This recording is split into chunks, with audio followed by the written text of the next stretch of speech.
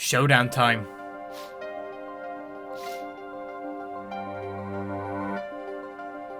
I lost.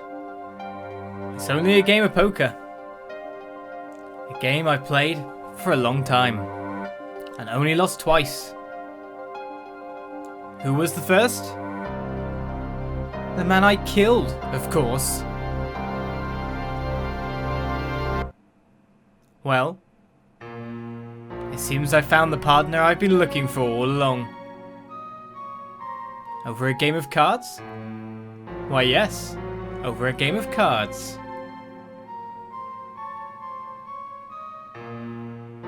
That was how we first met. 7 years ago. 7 years earlier, Phoenix Wright's final trial. Welcome back, guys, to Apollo Justice. That's a beautiful cliffhanger. Let's put us back in the past. That's pretty much, we play Phoenix Wright now. Now, let's find out what happened from the eyes of him himself. Phew, okay. It's been a long time since I felt like such a rookie. Let's try and relax. Good morning, Mr. Enigma. I am sorry to have sprung this on you so suddenly. I received the files from your previous attorney only yesterday.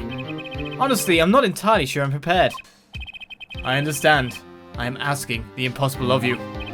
Yes, well, you haven't really told me what happened yet. What we did was play cards. And that was enough. Actually, it wasn't, trust me. Ooh, morning, Daddy. I'm so glad you came. You okay, Daddy? Are they picking on you? I'm fine as always. This old boy is here to help me after all. That's young man to you. Good morning. That's a cute outfit you have on. Thanks. My first show's today after all. Oh, I'm sure it is. What the heck is she talking about? Oh, old boy. Huh? Me? Look what he started. Who's this? Here. Okay. What's this? It seems fate's clock will make me wait a little longer. At least only less than 10 swift minutes remain. To all those who have supported me in my life's work, I give thanks. Farewell. Magnifi Gramarye. What is this? I don't know. I just got over there in the hall. They told me to give it to the old boy in the blue suit with the spiky hair. They said it was really important. What's this? A memo for you or some such? Not from the looks of it. What is this? Looks like a page from someone's diary. I'll give it a read later. Shouldn't receive evidence from random places. That's for sure. Well, how do you feel about the trial today? We'll get through it. Somehow. Incidentally, the prosecutor today is a new guy, I hear. An easy win then, yes? They're calling him a true thoroughbred in the history of the prosecutor's office. Of course. There's one of those every year. A switching of attorneys just before the trial. I know it's a difficult situation I put you in.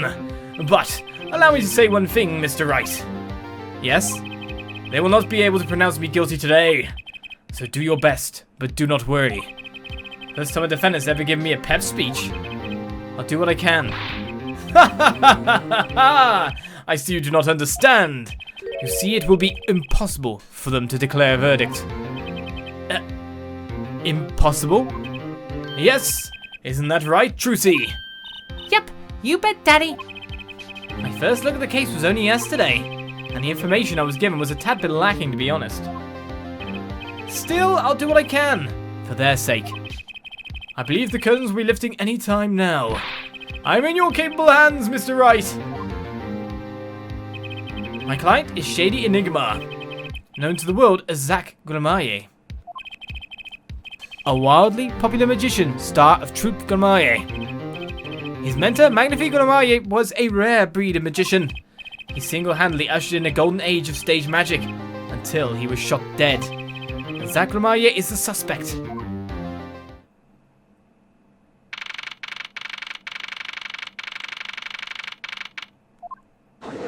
It should be Winston Payne, it should be up opposite me, with like hair restored. Court is now in session for the trial of Shady Enigma. The defense is ready, Your Honor. Looking cool as always there. Rip 2. Is the prosecution ready? I was just thinking. Is this what all the fuss is about? Bit of a buzzkill, really. A buzzkill? Is this some new kind of crime? One of the worst. This is a trial, yeah? Where are the sweaty palms, the pounding hearts? A Gaviner's concert's got 10 times the thrill this gig's got. Who are you again? Klavier. Klavier, Gavin. I came to get the party started. Legally, yeah. Gavin? Defense attorney Christoph Gavin's... Ah, figures my bro's more famous in this part of town. Klavier Gavin. Lead singer for the mega hit band, the Gaviners. You're out of your league, rock boy. I know what you're thinking. You're out of your league, rock boy. True. My debut single, 13 Years Hard Time for Love, went platinum overnight. But that's just a hobby to me compared to this, yeah? Talkative, aren't you? I like your affected Euro rock accent, by the way. Ah, what? I've been missing stuff all the time. I'm just getting warmed up. Herr Attorney Wright. Perhaps you would be so kind as to fill us in on the case. Actung baby. Time to call on the opening act. What was his name again? Ah, yes. Detective Gumshoe! Hit it! Yes, Detective Gumshoe hit it. But to be honest, for the German viewers out there, or those who speak it, you didn't want me butchering the German thing constantly, did you? Not really. I mean, maybe some of your word pronunciations and all that, but that's understandable, given my not nationality of the German kind. But you don't want me to just try and do the stereotypical accent, do you? Surely? Surely? Surely not. Like this stereotypical accent I've got coming. And you are? Hey, you'll only call me up here, sir. Name's Dick Gumshoe. I'm a homicide detective down the precinct. Detective Gumshoe. Long time no see. Hey, you! Huh? Me? Today's the day, pal. Today I win and you lose. I've got confidence in my testimony today, see? What? You normally lack confidence in your testimony? Head detective, this is my stage. Can the antics. Huh? All this hey youing and such. And I could care less about your history together. Huh. Very well. Detective Gumshoe, if you would. Please tell us about the case at hand. It happened 6 days back in a room at the General Hospital. The facts are as simple as they come. Here's the crime scene. The victim was a patient asleep in a hospital bed. A killer comes in, puts a pistol to his forehead and BAM! Lights out. Them's the facts. Not so long ago, the victim, Magnifi Gramarye, was a famous man. He had the entire country under his magical spell, as it were. Ah, yes. The great magician. He retired years ago, though. Say the name Magnifi to one of my generation, and you'd be lucky to get a blank stare. Yes. I'm sure the youngsters today know his disciples even better. I dare say Troop Gramarye has made quite a name for themselves. Anyhow, retired Magnifi's been in the hospital for the last year. What was it? A mal-ignorant tutor or something. Doing something to his liver, I think. Yeah. A malignant tumor, perhaps? In other words, he had liver cancer. He had only 3 months left to live, in fact. Alright, so we got his chart. We should really look at our court record at this point, because of course we haven't done any investigation. We've been stuck straight into a case, knowing none of the facts. The facts do seem simple enough, but something's not right. The victim was already climbing a 3-month stairway to heaven. Why not wait for him to knock, knock, knock on heaven's door? Why shoot him? Just get all your song references out there, Mr. Rock Guy. Knock, knock, knocking on heaven's door. I wouldn't have put it quite so lyrically, but it's true. Why make the effort to commit murder when the victim was about to die? Incidentally, the victim had a serious case of diabetes. Diabetes? In fact, he was about to shoot up with insulin. When he was shot up with a pistol, the syringe was found at the crime scene. Chronic diabetes and cancer. As much as it pains me to say it, the victim was clearly at the end of his life. Right. I was like, why is that factoring? I mean, cancer's surely like a... But then diabetes can be really quite serious as well, to be fair. Everyone goes, ah, cancer! But yeah, diabetes can be really bad for you. Eat healthily. Stay healthy. Don't get them. Don't get it if you can avoid it. I believe the question before us is clear then. Why did the killer have to shoot this dying man? What reason could he have had? Very well, detective. Perhaps you can enlighten us as to the circumstances of the shooting. Yes, sir. Go on then, Gumshoe. Let's break your testimony. Actually, music. Actually, the victim kind of ordered the defendant to do him in. A few days before it happened, the victim sent a letter ordering his own murder. The defendant did what was asked of him and shot the old man in the forehead. The bullet was fired from the pistol found at the scene, no doubt about it. And the pistol definitely belonged to the old man, sir. What? You're saying the victim ordered his own shooting? Those are the facts. I have here the letter in question. Right then, to my beloved student Zak, to you I entrust the task of lowering my... Oi! Oi! Don't you take it away, you Euro rocket. Very unusual indeed. Although, could such a thing as a letter really cause one to pull a trigger, I wonder? Let's read it. To my beloved student Zak, to you I entrust the task of lowering my life's curtain. Come on the 13th, 11:05 p.m. I will ready a gun with which you will shoot. One shot, square in the forehead. You cannot refuse. We both know the reason why. Oh. Versus this.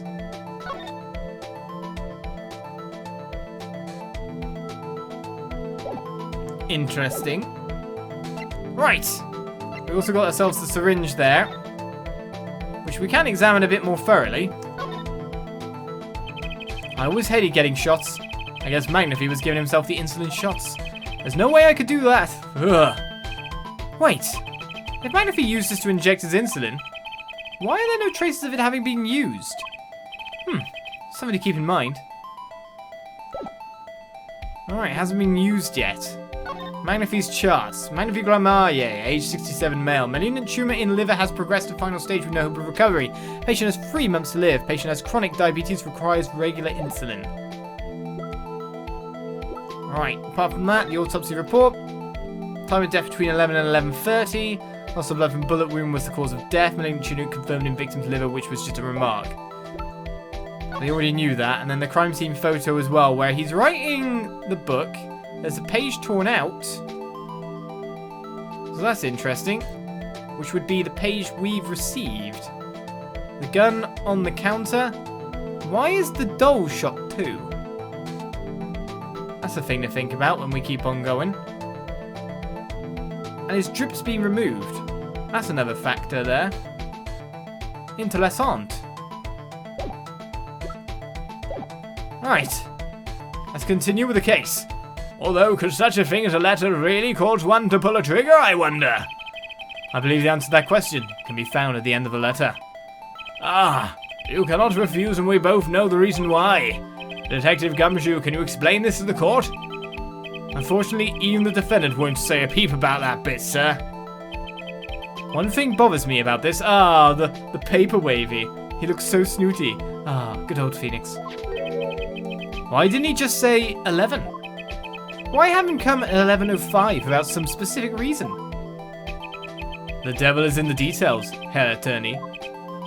Well, was there some reason? As it turns out, there was. Every night for a half hour, starting at 11. The victim, Magnifi Gramarye, was given an IV.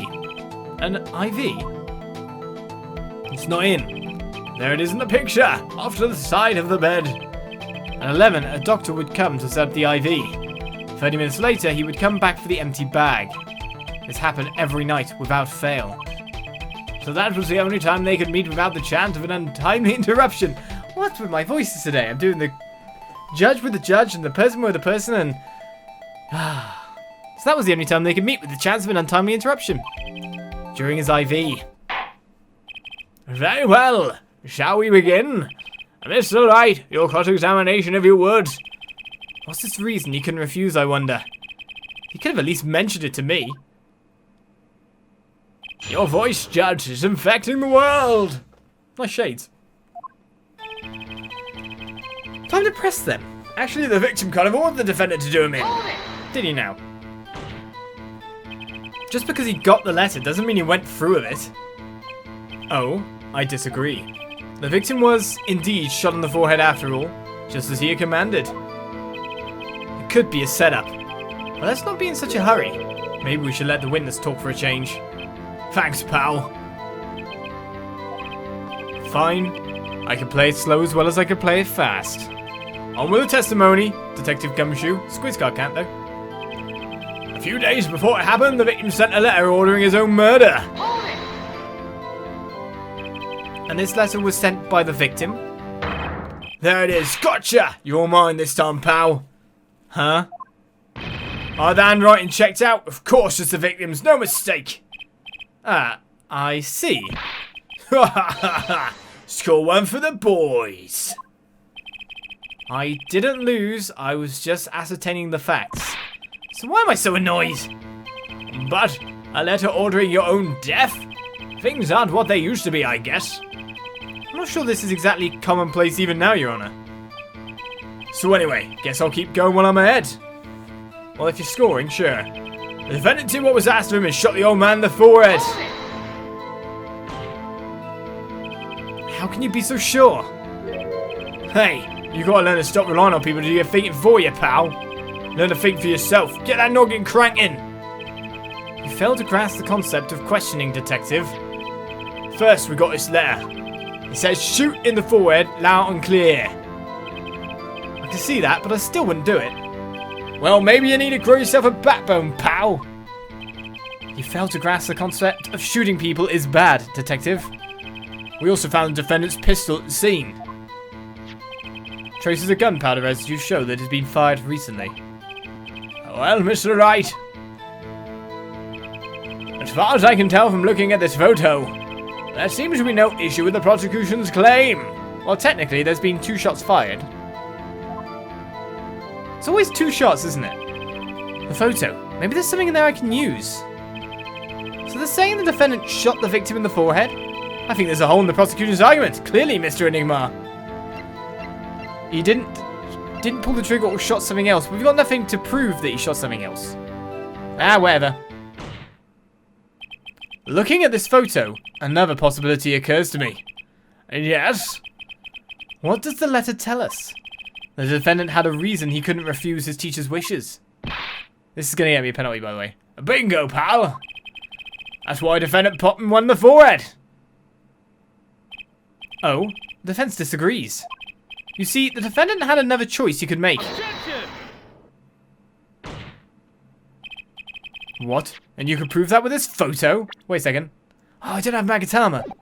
I thought I might have. I can prove he had a choice, yes.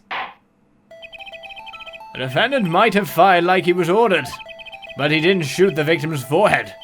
Well, let's hear what you're thinking, Mr. Wright. How did no one come in after a first gunshot, though, is what I'm wondering, too. If he didn't shoot the victim's forehead, what did the defendant shoot? Yeah, but we can't know this for certain, but the puppet definitely is like a bullet wound. Take that! The clown doll! Take a closer look. See? It's been shot in the forehead, too. Ah! There's a hole in its forehead, Delilah, Delilah. Yes, and the hole in the prosecutor's claim. Ha! And I suppose you have a reason as to why he'd shoot the clown doll? He didn't just shoot the doll. He shot the doll's forehead. His forehead? Ah! Hair forehead. Let's read the orders once more, shall we? You will shoot 1 shot, square in the forehead. Which is exactly what he did. He shot the clown doll square in the forehead. This is going to be taken apart. The defense has raised an intriguing possibility. That hole in the clown's forehead. It definitely looks like he was shot. Bailiff, send someone to investigate this matter. I admit, I'm impressed, but I expected nothing less. Still, this doesn't mean he didn't shoot the victim. Perhaps he did have to shoot a forehead as ordered. But the letter says nothing about whose forehead. This was the only way he had to follow his orders without taking a life. The bullet hole in the clown doll's forehead does demand an explanation. It might very well be a clue, yet Prosecutor Gavin is right. It alone does not prove the defendant's innocence. You cannot say for sure the defendant didn't shoot the victim. So sorry, Mr. Wright. How sad it is to see the mighty fall. What? It's like one exchange. How sad it is to see the novice's overconfidence. He doesn't realize just how big this little hole is gonna get. Detective Gumshoe, please take this newfound fact into account as you continue your testimony. So what if he shot the clown? He still shot the victim, pal. Oh, that skipped right to the end. Press. So let me get this straight. You're saying my client first shot the clown, then shot the victim? Hey, not a bad summary, pal. More of a confirmation than a summary, but whatever. That was really more of a confirmation than a summary. But our defense attorney seems pleased enough with himself. Do these people ever miss a chance to mock me? Well, now that Mr. Wright's gotten that out of his system, should we continue with the testimony? I didn't have time to gather all the details before coming in here. This testimony might be my only source of information. Better pay attention and read this letter carefully. Right. So we pressed this one, but we haven't pressed the other two. Let's gather more information first then. You mean this pistol? The one in the crime scene photo? Yes, that was the one that was used. That's the one. It's a funny looking gun, so there's no mistaking it. He went West Country then. We compared the bullet taken from the victim's skull with a bullet fired from this gun. The rifling marks on the bullets were a perfect match. So, you verified the murder weapon, in other words? You bet we did. And the pistol definitely belonged to the old man, sir. Why are you so certain? What part of sand has your head been stuck in all this time, pal? You never heard of Zak and Valent's quick draw shoot 'em? Huh? What's that? One of the defendant's specialities. Zak and Valent stand on either side of a girl, then they shoot. But the bullets don't hit her. Instead, they hit everything else on stage. This was one of the pistols they used in their show. Got a great design, huh? The kids love it. Many boys and girls join the police because of that pistol, I hear. You know, that would explain a lot about the police force. Troop Gramarye stopped doing that act a while ago. The old man held on to that pistol ever since. The court would like to see the pistol in question. You got it, sir. Here she is. Oh, well, this truly is a blast from the past. It's a stage pistol for magic shows, see? But you can fire real bullets. It looks so much bigger in real life than on TV. Yeah, but it can only hold one round. By the way, the pistol's firing chamber is empty. And it shows traces of having been fired recently. So, were any fingerprints found on the gun? Of course, the information was important there, by the way. I didn't miss it. Unfortunately, no. Of course, the defendant is known for wearing gloves. We might say that a lack of fingerprints is, in fact, a fingerprint of its own. Ha-ha! Intriguing point. Well made! Whoa, whoa, whoa! Not well made. Not intriguing. In any case, the court accepts this evidence. Right, stage pistol has now been added to the court record. My grandchild will get a kick out of seeing this. But now it's time to return to our testimony. Right, so what if he shot the clown? He still shot the victim, pal. Well, we now know what we're presenting. Fires 1 real bullet. Can I check anything else here? There's something to examine. If you look closely, you can see how the pistol's made to bend here. It's a one-shot only model, and I guess this bend is where you load it. So, this is the famous Gramarye golden gun. One-shot kill. They say kids used to love pretending they had one of these. Scaramanga did. I wonder if they pretended to miss their targets too. I doubt it. That's not what kids do when they've got a toy gun. It's that innocence of having a toy gun when I was younger, and now I've grown up and I realise how city, that is. But then that's a British sensibility, really. It doesn't really encourage anything good. But kids fancy play. You know how it is. I preferred my toy swords made of wood. You know, you could actually do damage with them. But we didn't. And colour them into lightsabers, of course. Ah, lightsaber duels. Anyway, let's present. Oh, no, not that. Present this. Objection! It's a one-shot bullet gun. The trickiest case is often seen the simplest. Prosecutor Gavin, you missed the bullet hole in the clown's forehead. If you hadn't missed that, you might have come to a very different conclusion. Understand? Yeah, but like I just said, pal. After he shot the clown in the forehead, he went and... Objection! Did nothing of the sort to the victim. The pistol proves he could not. The murder weapon? How? It's quite simple, Your Honor. This pistol only holds one bullet at a time. Ah! If he had shot the clown in the forehead, he couldn't have shot the victim too. Yeah! We're gonna pursue you now. That's not a contradiction, not even close. All he had to do was reload the pistol after the first shot. Oh, where did he get the extra bullet? They're not so easy to come by, you know. If you claim the defendant had one ready, then prove to us how he got it. Ha! Ha! I had a feeling this wasn't over yet. No, this party's just getting started. And I haven't proven anything yet beyond my good looks and startling record sales. An utter lack of humility. Ah, watch this! It seems the prosecution has another witness prepared. Like I said, a detective was just the warm-up act. Ah. Now that the audience has gotten a taste of what's to come, they're ready. Ready for what? For my decisive witness, of course. A witness who, you will find, can prove one thing for us.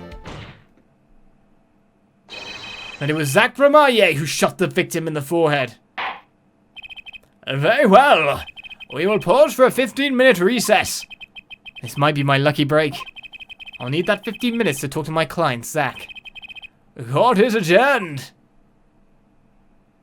And so we get to yet another to be continued marker, but this time I'm not going to leave you with the silent exit as I did last time. It was just too good a cliffhanger moment. When that came up, I was just like, I can't continue now. I just have to leave it as it is. It's 20 minutes. That used to be a episode length. That'll do. It's just too good. Too good. So with that said and done, we've managed the first part of a trial from 7 years ago. Where will this now go? If you know what I mean. Zak Gramarye is around. And he says that, of course, the case cannot end with a verdict. Where can this case go from here? Tune in next time for more. And I'll see you then for more Phoenix Wright. Bye-bye.